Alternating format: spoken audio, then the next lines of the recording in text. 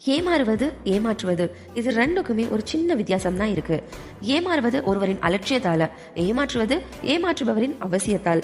ஒருத்தர் ஏமாற்றம் அடைஞ்சிட்டா இனி பழகுபவர்கள்ட்ட அவர் எச்சரிக்கையா இருக்கணும். அந்த அவசியத்தை அவர் உணரணும். அப்போதான் இனி ஏமாறாம தடுக்க முடியும். நம்பிக்கை வச்சவன் துரோகம் செஞ்சுட்டானே அப்படின்னு புலம்பாம, நாம நம்பிக்கை வச்சதாலதான் ஒரு துரோகிய நம்ம அடையாளம் கண்டிருக்கோம் அப்படின்னு பாசிட்டிவா யோசிக்கணும். நாம ஏமாறுவது எப்படின்னா, ஒண்ணு, சில நேரம் கண்மூடித்தனமா நாம வைக்கும் அன்பால ஏமாந்துடுறோம்.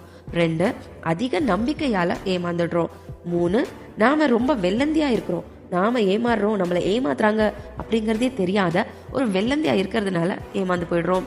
நல்ல மனிதர்களோட பேச்சை விட ஏமாற்றுபவரோட பேச்சு மிகவும் தெளிவாகவும் பணிவாகவும் ஆர்வத்தை கொடுக்கும் வகையிலும் இருக்கும். அதனாலதான் ஏமாந்து போகிறோம். நீதான் உலகம் என்று நம்பி வாழும் ஒரு உறவை ஏமாற்றுவது 1000 முறை கத்தியால் குத்துவதற்கு சமம். அந்த வலி ஆறவே